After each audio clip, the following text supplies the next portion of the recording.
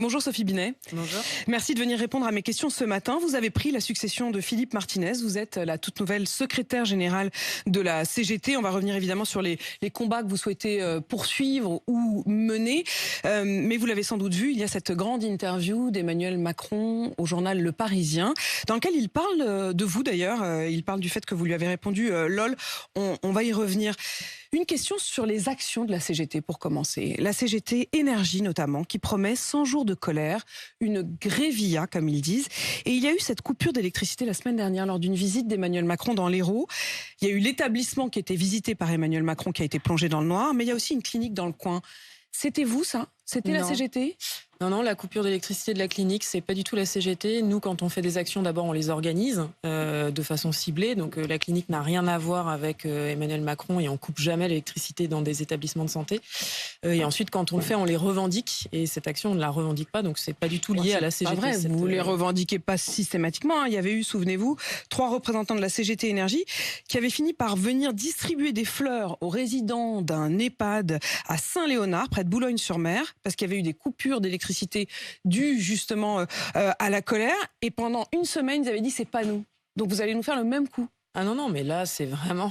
c'est complètement déconnecté de ce qui s'est passé sur le collège et l'aéroport. Et les coupures d'électricité... L'aéroport de Montpellier également. Les coupures d'électricité, elles démontrent l'ampleur de la colère dans le pays, avec ce passage en force sur cette réforme violente qui vole 2 ans de vie à la quasi-totalité de la population. Et donc, des coupures d'électricité ciblées pendant des réunions politiques, ça n'a rien à voir avec la violence de cette réforme. Exprès. Je ne dis pas qu'ils ont voulu couper l'électricité de la clinique. De la même manière qu'à aucun moment, je n'imagine que la CGT Énergie de Saint-Léonard n'ait voulu couper l'électricité dans l'EHPAD. Mais vous voyez bien qu'il peut y avoir, en tout cas, ça avait été le cas dans cet EHPAD, des conséquences dramatiques. Ça avait été le cas aussi dans un centre de dialyse. La CGT avait été obligée de s'excuser. Vous prenez des risques quand même. Écoutez, non, c'est des professionnels, ils savent ce qu'ils font, ils maîtrisent leur outil de travail. Et malheureusement, juste à côté, il y a une maternité qui est amenée à fermer. Et là, personne n'en parle, alors qu'il y a une maternité qui va fermer et impacter pour des dizaines de milliers de personnes. Donc, c'est pas de notre fait, c'est pas nous qui avons organisé cette coupure. Point. Le problème, c'est qu'il faut que le gouvernement retire cette réforme qui empêche de passer à la normale. Non, mais on va y revenir sur la réforme. Mais je comprends pas, parce que là, je vous dis que de fait, les gens de la CGT du coin de Boulogne-sur-Mer ont fini par reconnaître que c'était bien leur action qui avait entraîné la coupure d'électricité dans un EHPAD où tous les résidents de l'EHPAD se sont retrouvés sans électricité de 7h à 17h. Et vous dites, mais non, nous, on maîtrise notre outil. Là, ce jour-là, en tout cas, c'était pas maîtrisé. Eh bien là, en l'occurrence, des informations que j'ai sur ce qui s'est passé à Ganges, ça n'est pas la CGT qui est responsable de cette coupure.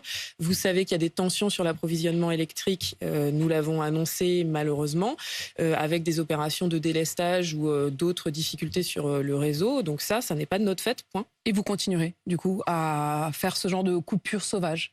Les salariés continueront à décider d'actions pour se faire entendre, parce que cette réforme est dangereuse et scandaleuse, qu'elle est violente. On l'a entendu avec tous les retours des téléspectateurs tout à l'heure, qui pour certains se rendent compte, alors qu'ils avaient prévu leur départ à la retraite pour septembre, qu'ils vont devoir attendre 2024 pour partir à la retraite. Donc on voit combien cette réforme, elle est injuste et violente pour les gens. Et donc elle justifie toutes les actions?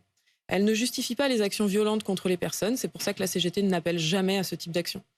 Il y a la promesse éventuelle d'éteindre aussi le courant au Festival de Cannes, au Grand Prix de Monaco, au tournoi de Roland-Garros, au Festival d'Avignon. Tout cela pourrait se retrouver dans le noir. On ne lâchera rien.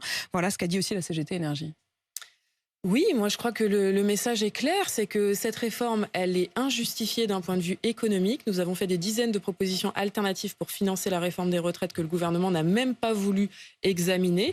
Et elle est très violente pour des millions de salariés. Elle est refusée par 95% des salariés du pays. Donc il faut entendre ce message. L'entendre y compris en faisant beaucoup de bruit avec des casseroles? Oui, tout à fait. Franchement, ça vous fait sourire? Oui. C'est que on a quand même un gouvernement qui est passé en force depuis le début de cette mobilisation, qui a refusé d'entendre les syndicats, qui a refusé d'entendre des millions de manifestants, des milliers de grévistes. C'est une manifestation inédite depuis la Deuxième Guerre mondiale, qui est passée en force contre la représentation nationale puisqu'il n'y a pas eu de vote au Parlement. Et là, qui nous explique que les casseroles, c'est inacceptable. Bon, il faut revenir à la raison. Le problème, c'est que cette réforme, pour nous, a un impact très concret sur nos vies et nos conditions de travail. Je vais y revenir, mais comme j'ai vu que vous souriez, ça me fait penser quand même à la réponse d'Emmanuel Macron Macron à votre formule. Vous lui aviez répondu lorsqu'il a proposé de vous recevoir, lorsqu'il a dit qu'il allait vous recevoir. Vous avez répondu lol, c'est-à-dire effectivement ça me fait bien rigoler. Et voilà ce qu'Emmanuel Macron en dit ce matin. Je pense que ce n'est pas un formidable exemple quand vous avez une responsabilité, un responsable syndical ou politique qui a ce type de réponse. Maintenant, j'ai envie de travailler avec tous les syndicats, dit Emmanuel Macron, y compris la CGT. Je regrette ces 3 lettres, mais je prends plus cela comme un trait d'humour. C'était un trait d'humour. Écoutez, le président de la République n'a peut-être pas l'habitude du franc-parler. Peut-être qu'il faut qu'il sorte davantage pour être habitué à ce type de formule. Le problème, en fait, cette formule, c'est pas tant un trait d'humour qu'un résumé de la situation. C'est-à-dire qu'on est confronté à une hypocrisie totale. Avec, d'un côté, un gouvernement qui, pendant 3 mois, voire 6 mois, parce que la concertation avant c'était pareil, refuse d'entendre les propositions des syndicats pour financer notre régime des retraites, qui, pendant 3 mois, refuse de nous rencontrer. Nous l'avons demandé. Et qui, là, tout d'un coup, fait passer sa réforme en force, en plus en la promulguant à la va-vite dans la nuit du week-end, et puis le lendemain se réveille en disant je veux recevoir les syndicats. Donc on fait quand même les choses vraiment dans le désordre, et là je veux recevoir les syndicats pour parler de la pénibilité, de l'emploi des seniors, etc., une fois qu'on a fait une réforme extrêmement violente pour les gens. Et ensuite, le président de la République nous dit je veux vous recevoir pour parler de tout un tas de sujets, sauf que ces sujets, en fait, sont tous des sujets qui sont clivants et qui constituent des réformes antisociales et violentes. Je peux vous prendre un certain nombre d'exemples. Oui, par exemple, la réforme des lycées professionnels dont parle le président de la République. Dont il a parlé lundi dernier lors de son allocution. Ça fait 6 mois que tous les enseignants de lycées professionnels, que les élèves de lycées professionnels, que les acteurs de cette filière se mobilisent contre cette réforme en la refusant, puisque ça consiste à baisser le volume d'enseignement d'élèves qui sont déjà très défavorisés. Donc pour vous, c'est pas du tout un progrès? Ben non, au contraire. Et ça fait 6 mois qu'on lui dit qu'on n'en veut pas de cette réforme. Et là, il nous dit revenez me voir et échanger avec moi pour discuter notamment de cette réforme. Mais où on lui a dit vous voudriez, enfin, une réforme qu'Emmanuel Macron serait prêt à porter? Les salaires. Hein. Les salaires. Alors ça, il en parle ce matin. Il oui. dit le problème du pouvoir d'achat, c'est que les salaires ne sont pas suffisamment élevés, que le travail ne paye pas suffisamment. Tout à fait d'accord sur ce point. Sauf que le point de désaccord, c'est que la phrase suivante, c'est ça n'est pas ma responsabilité, c'est aux entreprises de faire les efforts. C'est pas vrai. Le gouvernement a des leviers d'action évidents, notamment la CGT porte une proposition simple. Ça s'appelle l'échelle mobile des salaires. Ça existait jusqu'en 1983 en France, c'est encore en vigueur en Belgique, et ça revient l'indexation à indexer les salaires sur les prix pour que les salaires augmentent automatiquement avec les prix. Quand on voit que les prix alimentaires ont augmenté de 20% depuis le début de l'année, on mesure combien cette disposition changerait la vie des gens. D'ailleurs, sur quoi? Pas sur les prix de l'alimentaire? Non, sur les prix. Alors après, ça, c'est une discussion fine à avoir, mais on pourrait à minima prendre le panier de prix qui est retenu pour l'évolution du SMIC, par exemple. Mais si vous alliez à l'Élysée, vous pourriez lui dire ça? On lui a déjà dit, ça fait 1 an qu'on lui dit. Dans la loi pouvoir d'achat qui est passée par exemple cet été, il n'y avait pas le mot salaire. Donc ça fait 1 an que tous les syndicats lui disent il faut augmenter les salaires. Là, le problème, c'est que moi, je regarde dans le détail les annonces et ses interventions. Malgré tout, il n'y a jamais le mot salaire, à part pour dire ça n'est pas de ma responsabilité. Le travail ne paye pas suffisamment. Hein. Voilà le mot exact. Tout à fait. Et il renvoie vers les patrons. Alors que l'État, le gouvernement, a des leviers d'action directe. Je vous ai parlé de l'indexation des salaires sur les prix. Je peux prendre un deuxième exemple. Chaque année, on dépense 200 milliards d'euros d'aides publiques qui sont versées aux entreprises sans contrepartie ni condition. Si on conditionnait ces aides publiques à des objectifs sociaux ou environnementaux, eh bien, on aurait un levier pour agir sur les entreprises. Et donc, par exemple, on pourrait conditionner le versement de ces aides à la conclusion d'accords salariaux pour que les salaires augmentent. Vous y retournerez quand? Vous irez quand? Vous accepterez quand l'invitation? C'est des échanges que nous aurons en intersyndical pour prendre les décisions ensemble. Il n'y a pas de date, il n'y a pas de perspective. Comment vous avez dit il y a besoin d'un délai de décence, c'est aussi le mot de Laurent Berger. C'est quoi un délai de décence? Nous, ça n'a jamais été nos termes. Ce qui est sûr, c'est que... C'est quoi, vous, votre terme? Nous, notre terme, c'est que tant qu'on ne retire pas cette réforme, on aura du mal à retrouver des relations de confiance. Il y a une défiance profonde dans le pays.